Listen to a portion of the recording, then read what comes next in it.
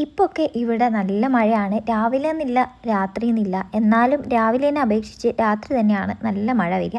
മഴ മാത്രമല്ല കേട്ടോ, മഴ അത്ര കുഴപ്പമില്ലായിരുന്നു. ഇടിയും കൂടി വരും. അത് കാണുമ്പോൾ ഒരു പേടിയാണ് കേട്ടോ.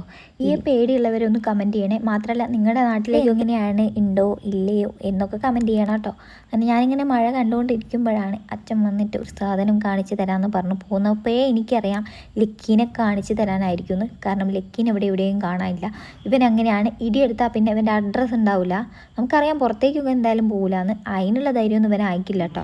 ഇടി മഴ ഇതൊക്കെ വന്നാൽ ഇവൻ്റെ സേഫ് സോണാണ് ഒന്ന് ഷെൽഫിൻ്റെ അടിയിൽ, പിന്നെ അതുപോലെ തന്നെ കട്ടിലിൻ്റെ അടി, പിന്നെ TV സ്റ്റാൻഡിൻ്റെ താഴെ, അങ്ങനെയുള്ള സ്ഥലത്തൊക്കെ ഇവനെ കാണപ്പെടും. അപ്പോൾ അതുകൊണ്ട് എന്തായാലും ഇവൻ പുറത്ത് പോകുന്നില്ല എന്ന് നമുക്ക് നന്നായിട്ട് അറിയാം. ആ പേടി ഞങ്ങൾക്കില്ല. പിന്നെ ഇവൻ ചെറുപ്പം മുതലേ മറ്റ് ബീഡ്സിനെ പോലെയല്ല, ഇവന് പ്രത്യേക ഒരു പേടിയാണ്.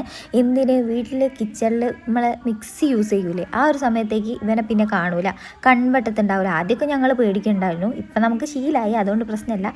ഇതിനെ അച്ഛനെടുത്ത് സോഫേൻ്റെ അടുത്ത് ഇരുത്തു കേട്ടോ.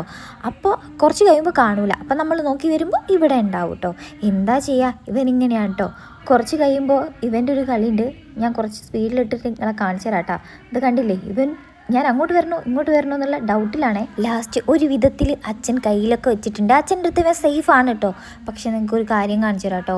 ഇടയ്ക്ക് എനിക്ക് പാവം തോന്നാറുണ്ട്. ഞങ്ങൾ ഇത്ര നേരം കോമഡി ആയിട്ടാണ് പറഞ്ഞെങ്കിലും ഇവ മാത്രം എന്താ എങ്ങനെയാണെന്ന് അറിയില്ല. ഇവൻ അകത്തിട്ടിട്ടാണ് കേട്ടോ വളരുന്നത്. അതുകൊണ്ടാണോ ഇത്രയ്ക്ക് പേടിയെന്ന് അറിയില്ല.